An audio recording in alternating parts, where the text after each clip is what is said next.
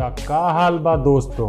आज हम आप सबके बीच कोनो प्रसिद्ध शख्स के बारे में चर्चा ना ही करे वाला बाटी, बल्कि एक ऐसा साधारण लड़की के बारे में बात करे वाला बाटी जे जमीन से जुड़ले के बावजूद भी सफलता के राह में तरक्की करत बाटी। एक समय रहा जब ई भट्टा पर ईटा पाथत रहलीन और साथ ही साथ हिंदी गाना पर वीडियो बना के टिकटॉक जैसन प्लेटफॉर्म पर वीडियो अपलोड करत रहलीन और इनकर उस समय मिलियन में फॉलोवर जुड़ गए रहले। तो दोस्तों अब आप सब समझ ही गए हो खब कि हम केकरे ऊपर बात करे वाला बाटी। अगर अभी तक आप सब ना ही बुझ पाइली तो हम आप सभी के बता दे कि हम प्रियंका चौहान के बारे में बात करत हई, जिनकर एक समय टिकटॉक पर 4 मिलियन फॉलोवर जुड़ गए रहले। लेकिन टिकटॉक बैन भइले के बाद ये काफी लंबे समय तक कोनो सोशल मीडिया प्लेटफॉर्म पर नजर नहीं आईलीन। फिर लंबा समय के बाद इस स्नैक वीडियो पर अपन वीडियो बनावल शुरू कर दिलीन और देखते ही देखते इनके स्नैक वीडियो पर 5 मिलियन से भी ज्यादा फॉलोवर जुड़ गए रहले। लेकिन बदकिस्मती से स्नैक वीडियो भी बैन हो गई।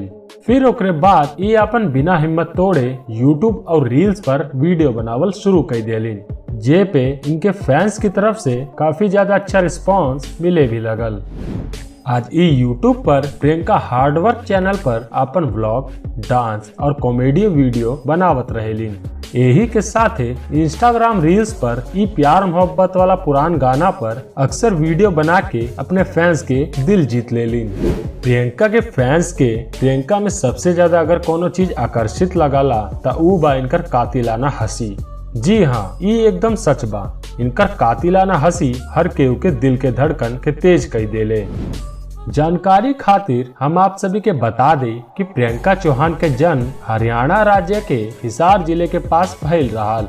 यही के साथ हम आप सभी लोगों के बता दें कि भले सबके लगे कि ई गरीब बाटीन, भट्टा पर ईटा पाथेली, लेकिन ई दिल से काफी ज्यादा अमीर बाटीन।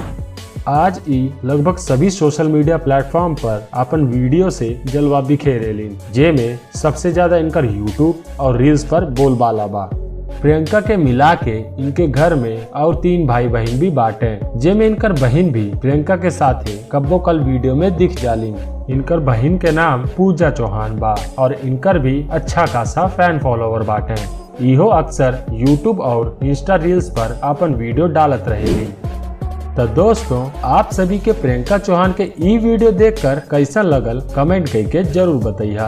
वीडियो पसंद आयल तो वीडियो के लाइक, शेयर और सब्सक्राइब करल मत भूलिया। जल्द मिलत है एक नया रोमांचक वीडियो के साथ।